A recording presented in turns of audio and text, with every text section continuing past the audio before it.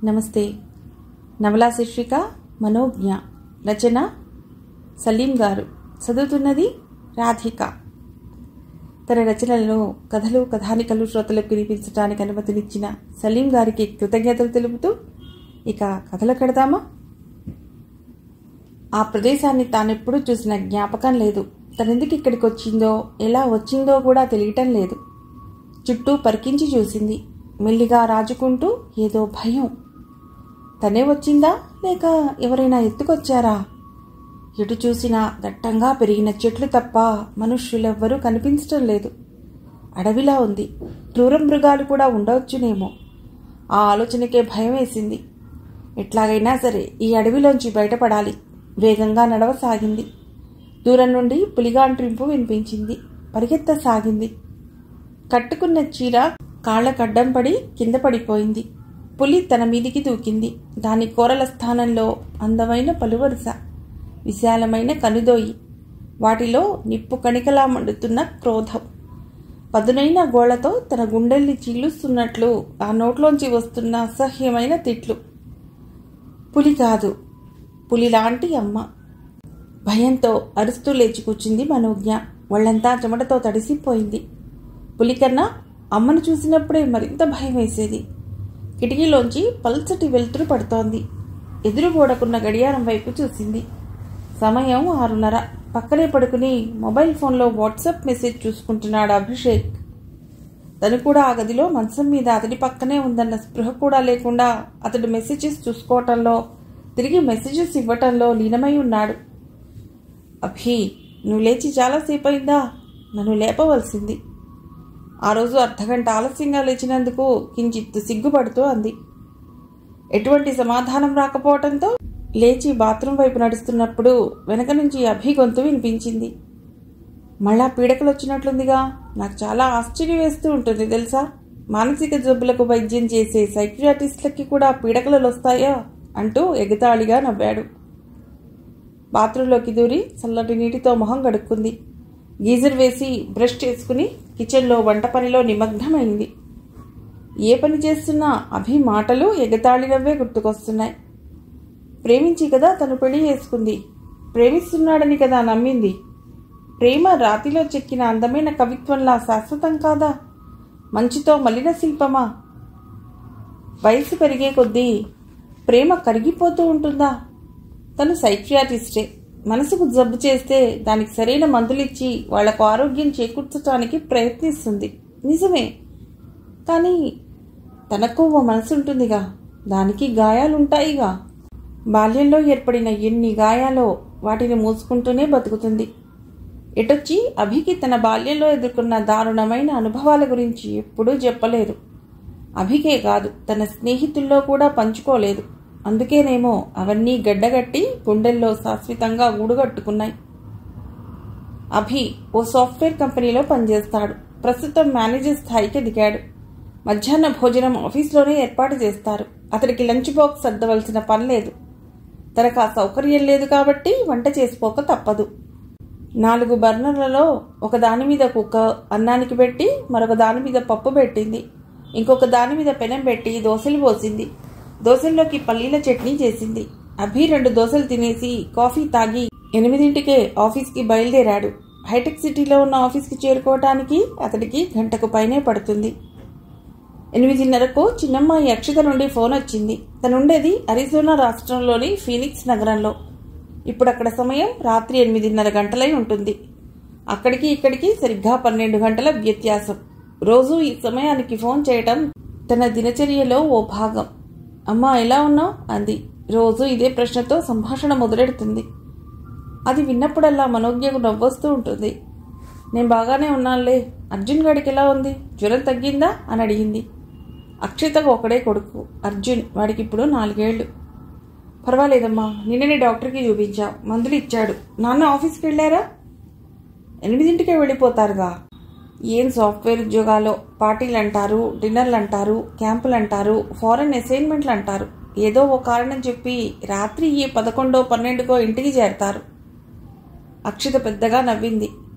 రోలొచ్చి మధ్యలతో మొరబెట్టుకున్నట్టుందమ్మా. ఏం చేస్తాం, భరించక తప్పుతుందా అంది. అల్లుడిది కూడా సాఫ్ట్వేర్ ఉద్యోగమే. కొద్దిసేపు పిచ్చాపాటి మాట్లాడి, నాన్నతో రేపు ఉదయం మాట్లాడతానని చెప్పమ్మా. మీకు అక్కడ ఈరోజు రాత్రికి అన్నమాట. ఈ టైం గ్యాప్తో చాలా అయోమయంగా ఉంటుందమ్మా. హైదరాబాద్లో ఉన్న నా ఫ్రెండ్స్ బర్త్డేలకు విష్ చెప్పడం కూడా మర్చిపోతున్నా. అక్షితతో మాట్లాడటం పూర్తయ్యాక 9:30కు లంచ్ బాక్స్ సర్దుకుని కాచిగూడలో ఉన్న సుశ్రుత హాస్పిటల్కి బయలుదేరింది. ప్రస్తుతం ఉంటున్నది హిమాయత్ నగర్లో కాబట్టి హాస్పిటల్ చేరుకోవటానికి 20 నిమిషాల కన్నా ఎక్కువ సమయం పట్టదు. పిల్లల చిన్నప్పుడు అమీర్పేట్లో 3 బెడ్రూమ్ ఫ్లాట్లో ఉండేవాళ్లు. పెద్దమ్మాయి అష్మితకో గది, చిన్నమ్మాయి అక్షితకో గది కేటాయించి మొగుడు పెళ్లాలు ఓ గదిని వాడుకునేవాళ్లు. పిల్లలు కాలేజీ చదువులకు వచ్చేటప్పటికి హిమాయత్ నగర్లో 300 గజాల స్థలం కొని 2 అంతస్తుల బిల్డింగ్ కట్టుకున్నారు. సుశ్రుత హాస్పిటల్ విశాలమైన ప్రాంగణంలో కట్టిన 4 అంతస్తుల భవనం. Cardiology, nephrology, gynaecology, paediatrics, orthopaedic, urology, gastroenterology, endocrinology ఇలా అన్ని విభాగాలకు డాక్టర్లు ఉంటారు అక్కడ. చివరికి ఆయుర్వేదం, హోమియో డాక్టర్లు కూడా ఉన్నారు. అల్లోపతి కాకుండా ఆయుర్వేదం, హోమియో వైద్యాలను నమ్మే పేషెంట్లను కూడా వదులుకోకూడదనేది ఈ హాస్పిటల్ కట్టించిన వాళ్ళ ఉద్దేశం. మనోజ్ఞ ఛాంబర్ 2వ అంతస్తులో ఉంది. లిఫ్ట్ దిగాక తన రూమ్ వైపు వెడుతూ చుట్టూ పరికించి చూసింది. రోజూ కనిపించే దృశ్యమే. మిగతా ఛాంబర్స్ ఎదురుగా ఉన్న లాంజ్లలో గుంపులుగా రోగులు కూర్చుని డాక్టర్ల రాక కోసం ఎదురు చూస్తున్నారు. తన రూంలోకి వెళ్లబోతూ బయట వేసి ఉన్న కుర్చీల వైపు చూసింది. ఖాళీగా ఉన్నాయి. Nurse glory, good morning madam అంటూ నవ్వుతూ తలుపు తీసింది. గ్లోరీ ఇలా నవ్వినప్పుడల్లా మనోజ్ఞకు అనుమానం వస్తూ ఉంటుంది. పేషెంట్లు లేకున్నా రోజు పంక్చువల్గా వచ్చి కూర్చుంటున్నందుకు నవ్వుతుందేమోనని.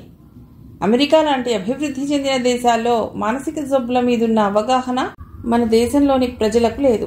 సైకియాట్రిస్టుల దగ్గరకు పిచ్చి పెట్టిన వాళ్లే తీసుకువెళతారన్న నమ్మకం. ఇప్పుడిప్పుడే ప్రజల్లో కొంత అవగాహన రావడం వల్ల మానసిక వైద్యుల్ని సంప్రదించే వాళ్ల శాతం కొద్దిగా పెరిగిన మాట మాత్రం వాస్తవం. కానీ వాళ్ళు ఎక్కువగా మానసిక జబ్బుల కోసం ప్రత్యేకంగా ఏర్పాటు చేసిన మైండ్ క్లినిక్స్కి వెళ్లటానికే మొగ్గు చూపుతారు. ఇలా ఓ మల్టీ స్పెషాలిటీ హాస్పిటల్లో పనిచేస్తున్న సైకియాట్రిస్ట్ని సంప్రదించడానికి రోజుకి 1-2 పేషెంట్లు తప్ప ఎక్కువ మంది రావటం లేదు. మనోజ్ఞ సైకియాట్రిక్ టైమ్స్ మ్యాగజైన్ చదువుతూ కూర్చుంది. గ్లోరీ నవ్వుతూ లోపలికి వచ్చింది. ఈసారి నవ్వులో ఓ అద్భుతమైన వెలుగు కనిపించి ఏమిటన్నట్లు చూసింది. ఓ పేషెంట్ వచ్చాడమ్మా అంటూ తన చేతిలోని ఫోల్డర్ని ఎదురుగా పెట్టి బయటికి వెళ్ళింది. మనోజ్ఞ ఫోల్డర్ని చేతిలోకి తీసుకుని పేరు చూసింది. సాయి ప్రసాద్. వయస్సు 28. బజర్ మోగించగానే గ్లోరీ లోపలికి వచ్చింది. ఒక్కడే వచ్చాడా, ఎవరైనా తోడున్నారా అని అడిగింది. అతనితో పాటు ఓ స్త్రీ కూడా ఉందమ్మా, అతడి భార్య అనుకుంటాను. సరే, వాళ్ళని లోపలికి పంపించు. 2 నిమిషాల వ్యవధి తర్వాత వాళ్ళిద్దరూ లోపలికి వచ్చి కూర్చున్నారు. అతడి లోపలికి వస్తున్నప్పుడే అతడి మొహంలో ఆందోళనని గమనించింది. అతడి పక్కనున్న అమ్మాయి గుడ్ ఈవినింగ్ డాక్టర్ అంటూ అభివాదం చేసింది తప్ప అతడు అలాంటి ప్రయత్నం ఏమీ చేయలేదు. ముళ్ళ మీద కూర్చున్నట్టు కుర్చీలో అసహనంగా కూర్చున్నాడు.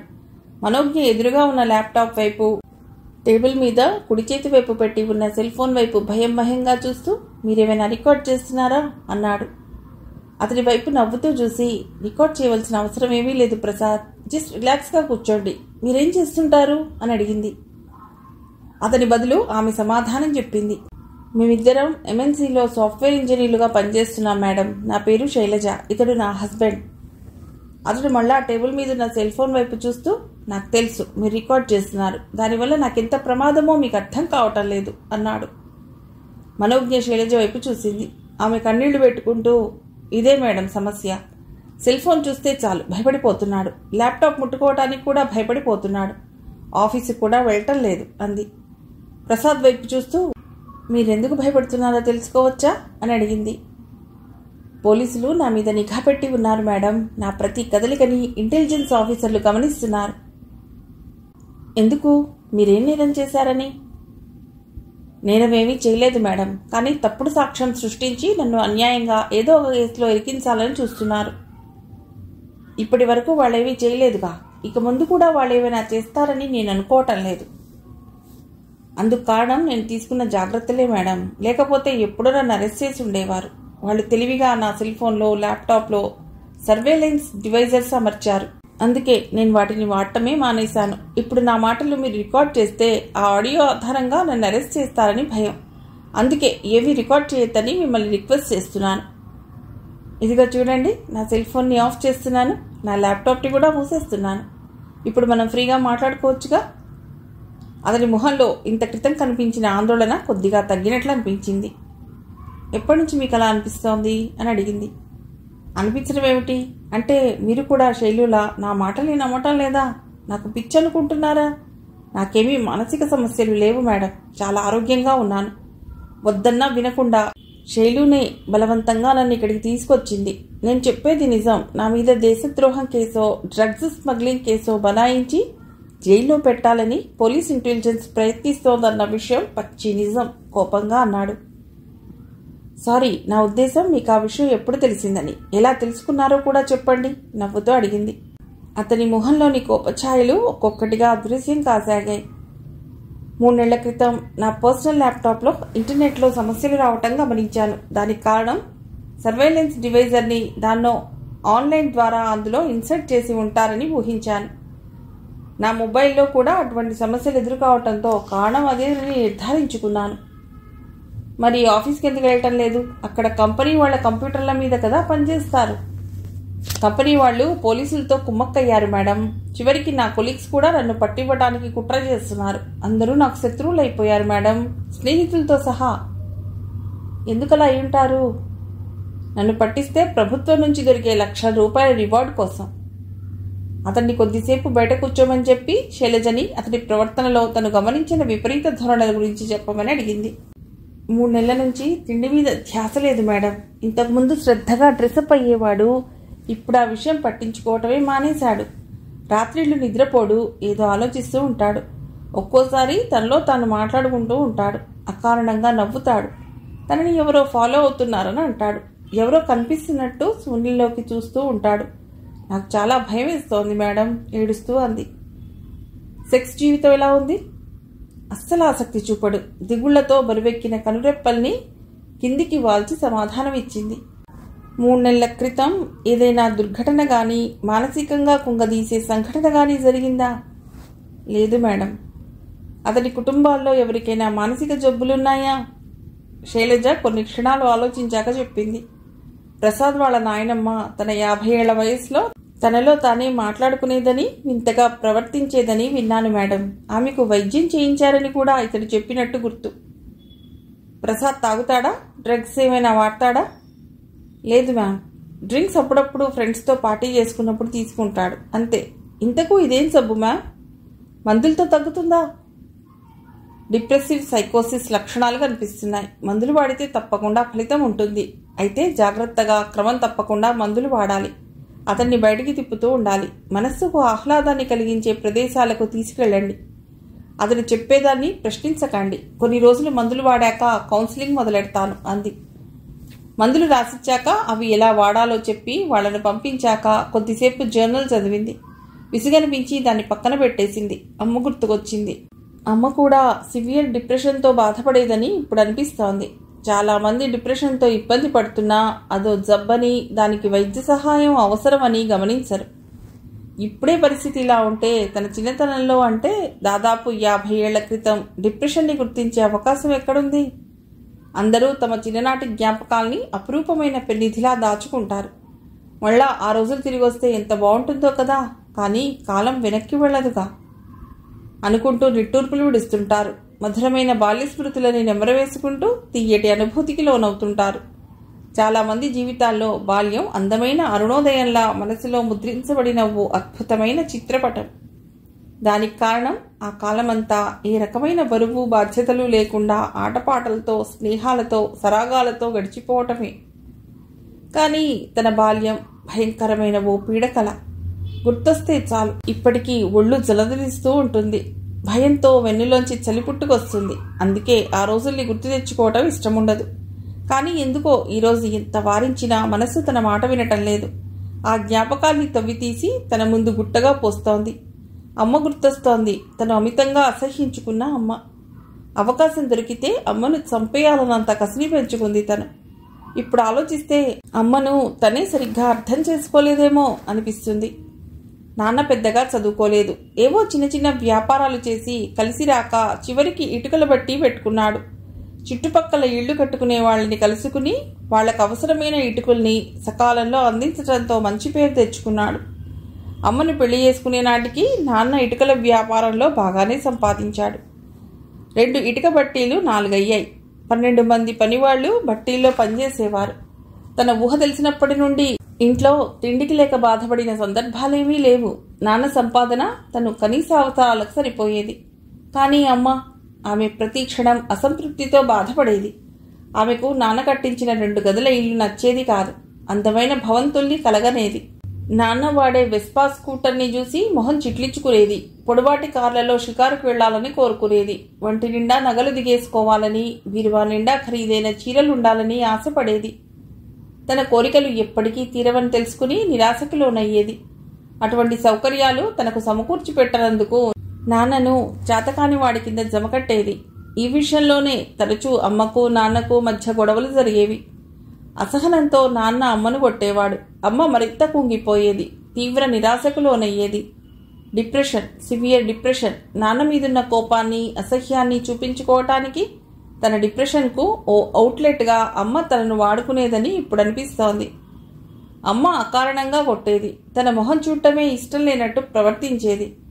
బహుశా తను నాన్న పోలికలతో పుట్టడం కారణం కావచ్చు. తనను చూస్తే నాన్న గుర్తొచ్చి ఆయన మీదున్న కసిని తనను శిక్షించడం ద్వారా తీర్చుకునేది. అమ్మ మొహంలో తానెప్పుడు సంతోషాన్ని చూడలేదు. ఎన్నో దిగుళ్లని మోస్తున్నట్లు కనిపించేది. రోజులో ఒక్కసారైనా ఇలాంటి బతుకు బతకడం కన్నా చావటం నయం అంటుండేది. తన మీద కోపం వచ్చినప్పుడు, నువ్వు పుట్టిన వెంటనే గొంతు పిసికి ఎందుకు చంపలేదు అని బాధపడుతున్నానే అనేది. అమ్మ అలా అన్నప్పుడల్లా తనకు చచ్చిపోవాలనిపించేది. తను చచ్చిపోవాలని అనుకున్నప్పుడల్లా తనకు బతుకు మీద తీపి పెంచింది. శ్రీవల్లితో స్నేహం. శ్రీవల్లి తన స్కూల్మేట్. 6వ తరగతి నుండి ఇద్దరూ ఒకే సెక్షన్. 10వ తరగతికి వచ్చాక తమ మధ్య స్నేహం మరింత బలపడింది. అమ్మ కొట్టినప్పుడల్లా తను వల్లితో చెప్పుకుని బాధపడేది. ఆమె ఓదార్పు గాయాల మీద నవనీతం పూసినట్టు మనసుకు ఊరటనిచ్చేది. వల్లి స్వతహాగా ధైర్యస్తురాలు. తన వయసుదే అయినా చాలా ఆరిందాలా మాట్లాడేది. 15 ఏళ్ల వయసులోనే దానికి జీవితం మీద ఉన్న అవగాహనకి చాలా ఆశ్చర్యం వేసేది. ఏ సమస్య వచ్చినా భయపడి పారిపోకూడదని, ఎదురొడ్డి పోరాడాలని తనకు నూరిపోసేది. వల్లి పక్కనున్నంతసేపు అనురాగమయిలాంటి అమ్మ చింతన ఉన్నట్టు సాంత్వన లభించేది. కానీ ఇంటిని సమీపించే కొద్దీ తన చుట్టూ అప్పటి వరకు ఉన్న రక్షణ వలయమేదో మాయమైనట్టు అనిపించేది. భయం 1000 నాల్కల విషసర్పంలా చుట్టుకునేది. ఇంట్లో దొరకని ప్రేమని, సంతోషాన్ని బయట వెతుక్కోవటం మొదలెట్టింది తను. ఆ వెతుకులాటలో దొరికిన అల్లాద్దీన్ అద్భుత దీపం అభిషేక్. అతడు కూడా 10వ తరగతే. తన పక్క సెక్షన్. ఒకరోజు అతడిని తనకు శ్రీవల్లి పరిచయం చేసింది. సన్నగా, పొడుగ్గా, అందంగా ఉన్న అభిని కలిసిన మొదటి క్షణంలోనే తను అతడి ఆకర్షణలో పడిపోయింది. ఎంత అందమైన నవ్వో అతడిది. కళ్ళు కలవ పువ్వుల్లా ఎంత విశాలంగా ఉంటాయో, నవ్వినప్పుడు బుగ్గలు కెంపుల్లా ఎలా ఎర్రబడతాయో. ఇవే ఆలోచనలు ప్రతి క్షణం. అతన్ని చూసిన వెంటనే తను సమ్మోహితురాలు కావటానికి శరీరంలోని హార్మోన్లు మాత్రమే కారణమై ఉండవు. ఇంట్లోని దుర్భరమైన వాతావరణం కూడా తనను అతడి వైపుకి బలంగా నెట్టి ఉంటుంది. తన మనసులోని అశాంతిని, అలజడిని దూరం చేసుకోవటానికి అతడిను ఆలంబనగా చేసుకుంది. కొన్ని నెలల పరిచయంలోనే అభి తనకు సన్నిహితుడైనాడు. అతడు తన మీద చూపించే శ్రద్ధని గమనించిన శ్రీవల్లి, అనుమానం లేదే అభి నిన్ను ప్రేమిస్తున్నాడే అనేది. తనకు ఆ విషయం తెలిసినా తెలియనట్లు నటించేది. నిజం చెప్పాలంటే తనే అభిని ప్రేమించింది. ఆకర్షణకు, ప్రేమకు తేడా తెలియని వయస్సు కదా. దాన్ని ప్రేమనే నమ్మింది. 10వ తరగతి పాస్ అయినాక ఇంటర్లో ఏ గ్రూప్ తీసుకోవాలి అనే విషయంలో తమ ఇద్దరికీ ఏకాభిప్రాయం కుదరలేదు. తనకు డాక్టర్ కావాలని కోరిక. అందుకే బైపీసీ తీసుకుందామంది. అతడికి ఇంజనీర్ కావాలని కోరిక. అతడు ఎంపీసీలో చేరదామన్నాడు. ఆ రోజు ఇద్దరికీ పెద్ద గొడవైంది. నా కోసం ఆ మాత్రం చేయలేవా? మన ఇద్దరం ఒకే క్లాస్ రూమ్లో కూర్చుని పీజీ వరకు చదవాలని కదా నా కోరిక అన్నాడు అభి. నీ కోరిక అదే అయితే నువ్వు కూడా నాతో పాటు బైపీసీ తీసుకోవచ్చుగా అంది. నాకు జువాలజీ చదవడం ఇష్టం ఉండదు. బొద్దింకల్ని, ఎలుకల్ని చూస్తేనే ఎలర్జీ. అలాంటప్పుడు వాటి డిసెక్షన్ ఎలా చేయగలనుకుంటున్నావు? నాకు బొద్దింకల్ని చూస్తేనే ఎలర్జీ. కానీ డాక్టర్ కావాలన్న నా లక్ష్యాన్ని చేరుకోవటానికి దేన్నైనా భరిస్తాను. ఎంత కష్టమైనా సహిస్తాను. నువ్వు నేను వేర్వేరు సెక్షన్లు అయితే ఎంత కష్టమో ఆలోచించావా? అన్నన్ని గంటలు నేను చూడకుండా ఉండలేను. అతని మాటలకు నవ్వొచ్చింది. కొంపదీసి ప్రేమిస్తున్నావా ఏమిటి అంది అతన్ని సరదాగా ఉడికిద్దామనే ఉద్దేశంతో. అవును అన్నాడు. 15 ఏళ్లు కూడా నిండని మనకు ఈ ప్రేమగోళ అవసరం అంటావా? నువ్వు నాకు మంచి స్నేహితుడివి అంతే. మన చదువులు పూర్తయి మనం అనుకున్న గమ్యాన్ని చేరే వరకు అలాంటి వాటి జోలికి పొక్కపోవడమే మంచిది. తను కూడా ప్రేమిస్తున్న విషయం అతడికి తెలియకుండా జాగ్రత్త పడుతూ అంది. ప్రేమకు వయసుతో సంబంధం ఏమిటి? నేను నిన్ను ప్రేమిస్తున్నాను. మన ప్రేమ కోసమైనా నువ్వు మనసు మార్చుకుని ఎంపీసీ తీసుకోవా? ఇద్దరం కలిసి ఇంజనీరింగ్ చదువుదాం. ఎంఎస్సీకి అమెరికాకు వెడదాం. ఊహించుకుంటేనే ఎంత బాగుందో కదా అన్నాడు. నువ్వు నన్ను ప్రేమిస్తున్నానన్నావు, నేను అనలేదు. నువ్వే మార్చుకోవచ్చుగా. మీ అమ్మాయిలందరూ ఇంతే. మీకోసం త్యాగాలన్నీ మేమే చేయాలి. మీరు మాత్రం మా కోసం దేన్ని వదులుకోరు అంటూ అభి కోపంగా వెళ్ళిపోయాడు. తనకు ఆ క్షణమే అర్థమైంది అతడు స్వార్థపరుడని. దానికి తోడు మగవాడినన్న అహంకారం కూడా బాగా ఉందనిపించింది. వారం రోజుల వరకు అభి తనకు కనిపించలేదు. 8వ రోజు మొహం వేలాడేసుకుని వచ్చాడు. ఏం చేద్దామంటావు అన్నాడు. చేసేదేముంది, ఎవరికి ఇష్టమైన సబ్జెక్ట్స్ వాళ్ళు చదువుకోవటమే అంది. ఇంటర్ 2వ సంవత్సరంలో ఓ రోజు బయాలజీ ప్రాక్టికల్ క్లాస్ చాలా లేట్ అయింది. చలికాలం కావటంతో 6:15కే చీకటి పడింది. రోజు క్లాస్ వదిలాక బస్టాండ్ దాకా తోడు రావటం అభికి అలవాటు. ఆ రోజు బస్ డ్రైవర్లు కండక్టర్లు మధ్యాహ్నం నుండి సమ్మెకు దిగారు. ఇంటికి ఎలా వెళ్తావు అన్నాడు అభి. ఆటోలో వెళ్ళిపోతాను అంది. వద్దు, నా స్కూటర్ ఉందిగా, ఈ ఒక్కరోజుకి డ్రాప్ చేస్తాలే. అమ్మో, అమ్మ చూస్తే ప్రమాదం. ఇంటిదాకా రాను, వీధి మలుపులో దింపుతాను, అక్కడి నుంచి నడిచి వెళ్దువు గాని అన్నాడు. అప్పటికీ వద్దనే అంది. చాలాసేపు ప్రతిమలాటంతో మెత్తబడి సరేనని స్కూటర్ ఎక్కి కూర్చుంది. దురదృష్టం తనను తరుముకుంటూ వచ్చినట్లుంది. వీధి మలుపులో స్కూటర్ దిగి వెనక్కి తిరిగి చూస్తే తన వైపే కోపంగా చూస్తున్న అమ్మ కనిపించి తన పై ప్రాణాలు పైనే పోయాయి. అమ్మ చేతిలో కూరగాయల సంచి ఉంది. ప్రతి గురువారం పక్క వీధిలో కూరగాయల సంత జరుగుతుంది. నేరుగా రైతులే అమ్మటంతో కూరగాయలు చౌకగా దొరుకుతాయని అమ్మే వారానికి సరిపడా కూరగాయలు కొంటూ ఉంటుంది. ఆ రోజు గురువారం అన్న విషయం అమ్మను, అమ్మ చేతిలో కూరగాయల సంచిని చూసే వరకు తనకు గుర్తుకు రాలేదు. అమ్మ కోపం గురించి తనకు బాగా తెలుసు. అక్కడే నడి రోడ్డులో పట్టుకుని కొడుతుందని, జుట్టు పట్టుకుని ఈడ్చిగెడుతుందని భయపడింది. కానీ ఆశ్చర్యంగా అమ్మ తన వైపు కోపంగా చూసి ముందుకెళ్ళిపోయింది. ఆమె పేలబోతున్న అగ్నిపర్వతంలా అనిపించింది. అదిరే గుండెలతో ఇంట్లో కాలు పెట్టింది. అదృష్టం కొద్దీ ఇంట్లో నాన్నున్నాడు. అమ్మ కొట్టే దెబ్బల నుంచి కాపాడే నాన్న. ఇంతకుముందు చాలాసార్లు అమ్మ రెచ్చిపోయి తనను చావబాదుతున్న సమయాల్లో అడ్డుపడ్డాడు. కానీ ఇప్పుడు అబ్బాయి స్కూటర్ మీద ఎక్కి వచ్చానని తెలిస్తే తనను సమర్థిస్తాడన్న నమ్మకం కలగటం లేదు. గడప దాటి లోపలికి అడుగుపెట్టడం ఆలస్యం. అమ్మ భద్రకాళిలా తన ముందుకొచ్చి నిలబడింది. ఎవడేవాడు అంది. నా క్లాస్మేట్ అమ్మా, వణికే గొంతుతో సమాధానం ఇచ్చింది. నాన్న కల్పించుకుంటూ ఏం జరిగింది అని అడిగాడు. నీ కూతురు ఎవరితోనో తిరుగుతోంది. వాడెవడో స్కూటర్ మీద తెచ్చి వీధి మలుపులో దింపుతుంటే నా కళ్ళబడింది అంటూ నాన్నకు చెప్పింది. తన వైపు తిరిగి ఎన్నాళ్ల నుంచి సాగుతుందే రంకు అంది. అంతటి అసహ్యమైన పదం అమ్మ నోటి నుండి వినగానే తనకు ఏడుపు తన్నుకొచ్చింది. ఎందుకులా నోటికొచ్చినట్టు మాట్లాడతావు? అతడు నాతో పాటు చదువుకుంటున్న అబ్బాయి, నా స్నేహితుడు అంతే అంది కోపంగా.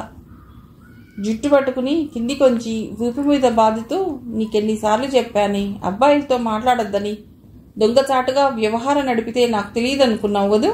ఒళ్ళు కొవ్వెక్కి కొట్టుకుంటున్నావే, నీ సంగతి ఇలా కాదు. చదువు మాన్పించేసి పెళ్లి చేసేస్తే ఆ కొవ్వు కరిగిపోద్ది అంది అమ్మ. దెబ్బలు తింటూ కూడా అమ్మకు ఎదురు తిరిగింది.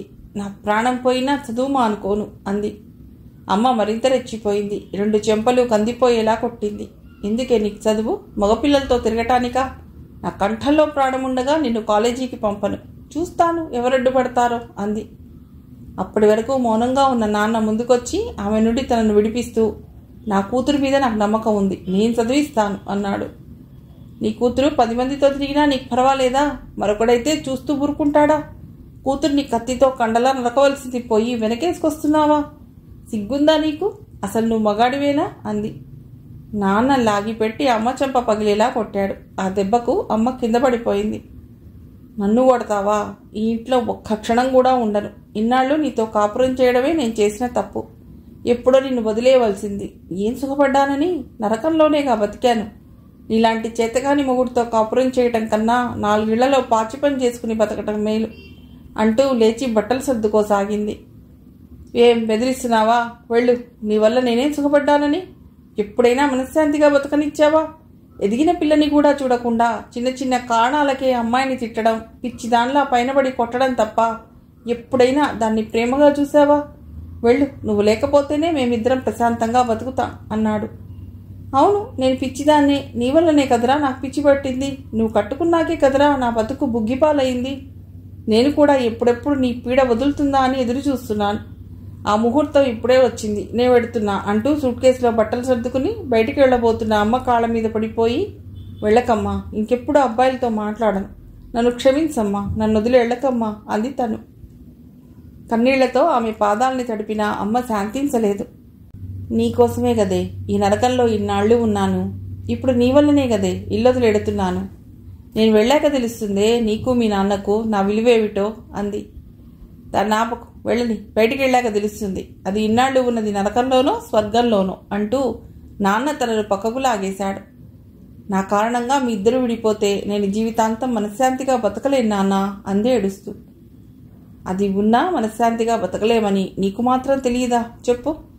ఎప్పుడు చూసినా చిరాకులు, గొడవలు, కొట్లాటలు తప్ప మేమిద్దరం సంతోషంగా ఉండటం ఎప్పుడైనా చూసావా? అమ్మ నవ్వుతూ మాట్లాడటం ఏనాడైనా గమనించావా? దానికి మతిస్థిమితం తప్పింది. ఇక భరించటం నా వల్ల కాదు, వెళ్ళని అన్నాడు నాన్న. మతిస్థిమితం లేనిది నీకురా. పిల్లాన్ని ఎలా చూసుకోవాలో తెలియని చవట పిచ్చి పట్టింది నీ కూతురికిరా, మదపిచ్చి. అమ్మ పెద్ద పెద్దగా అరుస్తోంది. బూతులు, అసహ్యమైన బూతులు. నాన్న ఆమెను మెడపట్టుకుని బయటికి నెట్టాడు. ఆమె కింద పడిపోయి మరిన్ని తిట్లు లంఘించుకుంది. నాన్న తలుపేసేశాడు. కొద్దిసేపటి తర్వాత అమ్మ తిట్లు ఆగిపోయాయి. తలుపు తెరిచి చూస్తే అమ్మ లేదు, వెళ్ళిపోయింది. అపరాధ భావన ఎంత బరువుగా ఉంటుందో, దాన్ని మోయడం ఎంత కష్టమో ఆ క్షణం నుంచే తన అనుభవంలోకి రాసాగింది. అమ్మా, మరో పేషెంట్ వచ్చాడు అని నర్స్ చెప్పడంతో మనోజ్ఞ తన ఆలోచనలో నుండి బయటపడి లోపలికి పంపించు అంది.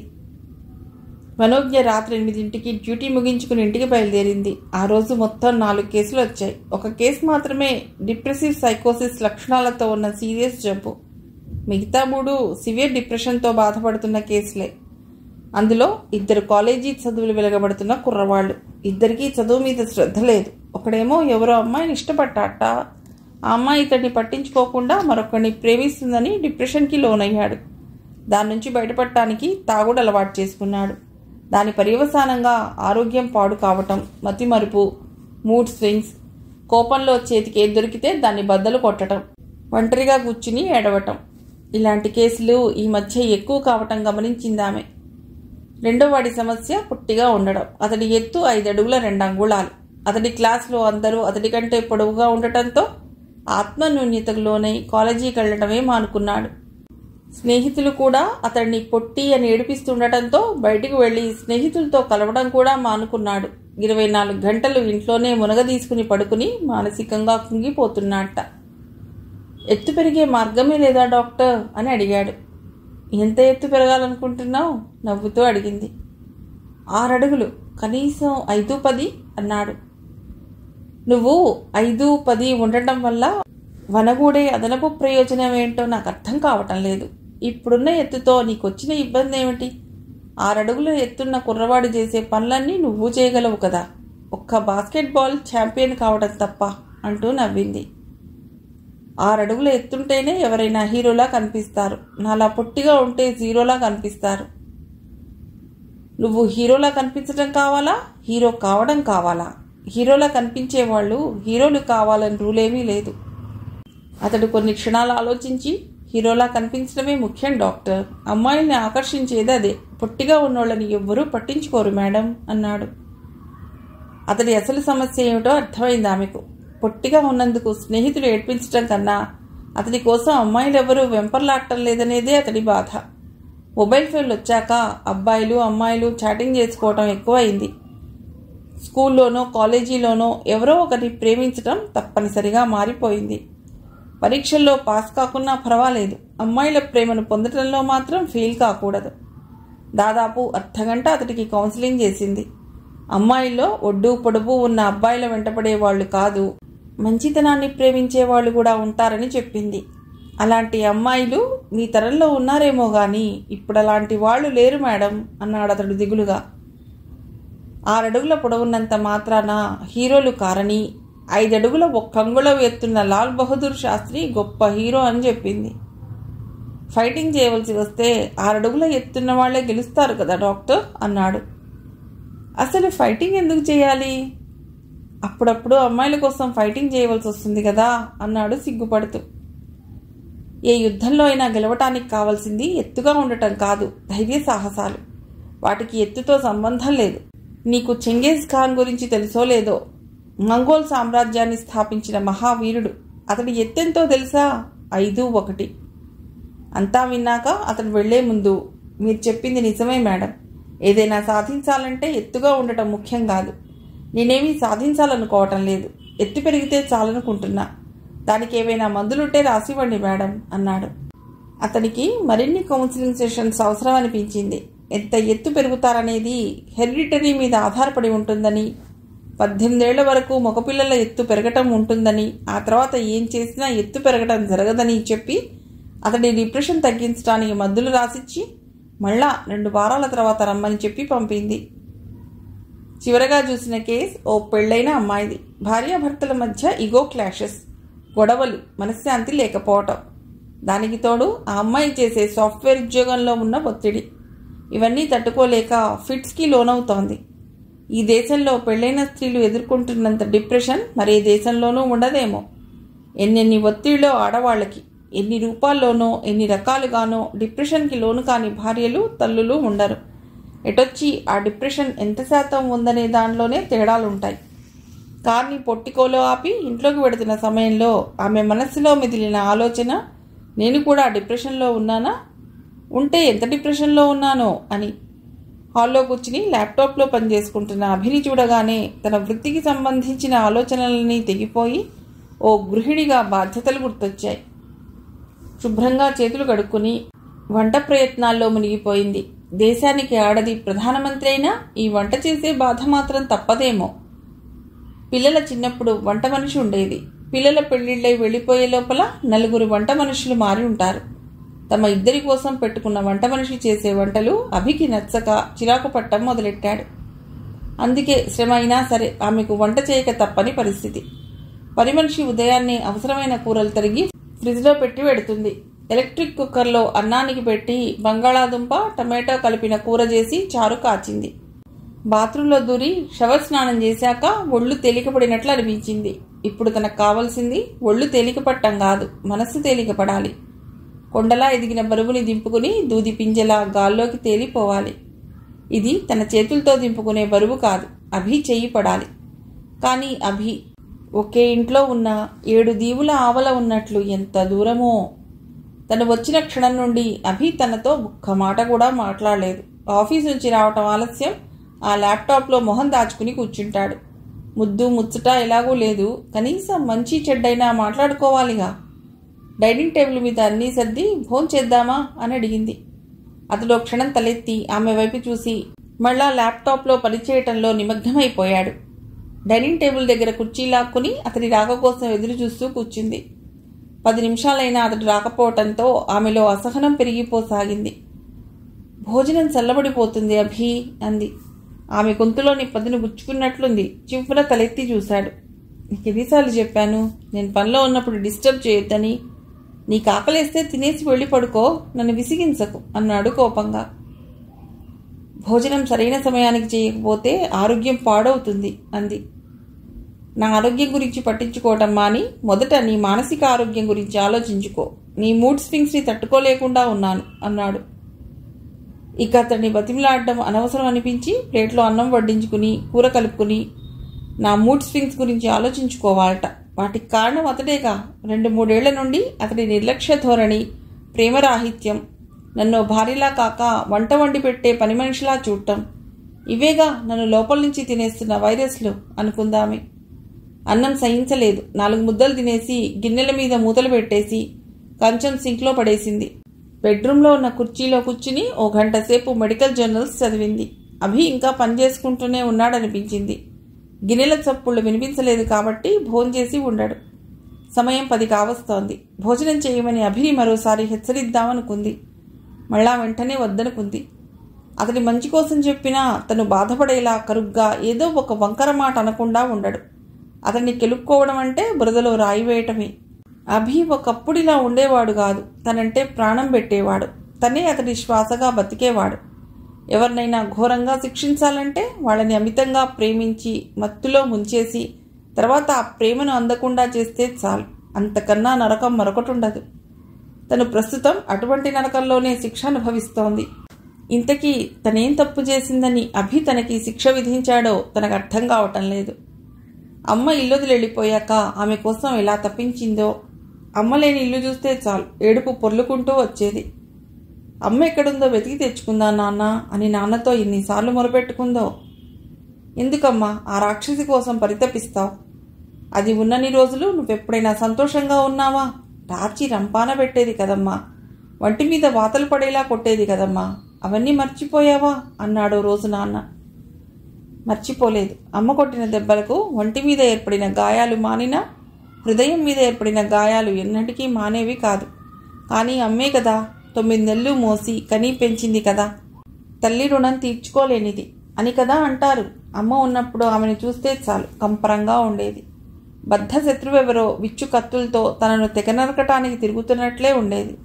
కానీ అమ్మ వెళ్ళిపోయాక తన ఆలోచనల్లో మార్పు వచ్చింది. ఆమె తిరిగొస్తే బాగుండదనిపించేది. కొడితే కొట్టింది అమ్మే కదా అనిపించేది. కన్న తల్లిగా తనను దండించే అధికారం ఆమెకుంది అనుకునేది. ఆ ద్వైధీభావానికి కారణం బహుశా తనలో నిప్పుల రాజుకుంటున్న అపరాధ భావన కావచ్చు. ఇంటర్ తర్వాత మెడికల్ కాలేజీలో సీట్ వచ్చింది. ఇంటి నుండి కాలేజీకి వెళ్లాలంటే దాదాపు 8 కిలోమీటర్ల ప్రయాణం చేయాలి. దానివల్ల చదువు సరిగ్గా సాగదేమోనని నాన్న తనను హాస్టల్లో చేర్పించారు. అమ్మ జ్ఞాపకాలతో నిండిన ఇంటికి దూరంగా హాస్టల్లో ఉండటంతో అమ్మ తన వల్లనే ఎక్కడికో వెళ్ళిపోయిందన్న బాధ నుండి కొంత ఉపశమనం పొందగలిగింది. హాస్టల్లో రకరకాల మనస్తత్వాలున్న అమ్మాయిలు ఉండేవారు. ఒక్కో మనిషి అంతరంగంలో లోతైన సముద్రాలేవో ఉన్నట్లు అనిపించేది. ఎన్నో రహస్యాల్ని దాచుకున్న అంతరిక్షం లాంటిది మనిషి మనస్సని అప్పుడే తనకు అర్థమైంది. సైక్రియాట్రీ చేయటం వల్ల ఆ రహస్యపు గదుల్లో కొన్నింటికైనా తాళం చెవులు దొరుకుతాయనిపించింది. దేవుడు అన్ని చోట్ల ఉండలేక తన బదులుగా అమ్మల్ని సృష్టించాడని కదా అంటారు. మరి తన అమ్మ అంత నిర్దయగా కఠినంగా ఎందుకు ప్రవర్తించేది? చిన్న తప్పు చేసినా ఎందుకు క్రూరంగా శిక్షించేది? ఆమె తన స్వంత తల్లి కాదేమో, సవత్తల్లేమో అని చిన్నప్పుడు ఎన్నిసార్లు అనిపించేదో.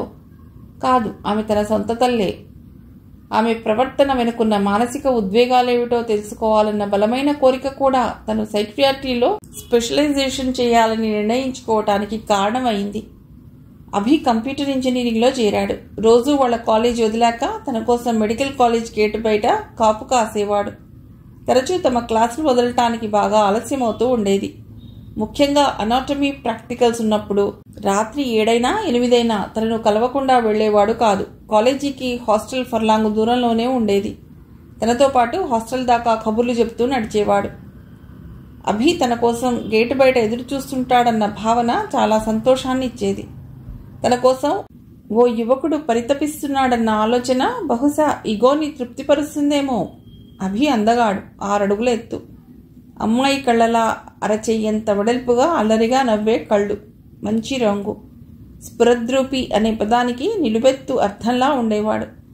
తన క్లాస్మేట్స్ అందరూ తన అదృష్టానికి ఈర్ష్యపడేవాళ్ళు. నువ్వు చాలా లక్కీనే, మాకే అంత అందగాడు, ప్రేమ పూజారి లాంటి ప్రియుడింటేనా అనేవాళ్ళు. మిగిలిన కథ తర్వాతి భాగంలో.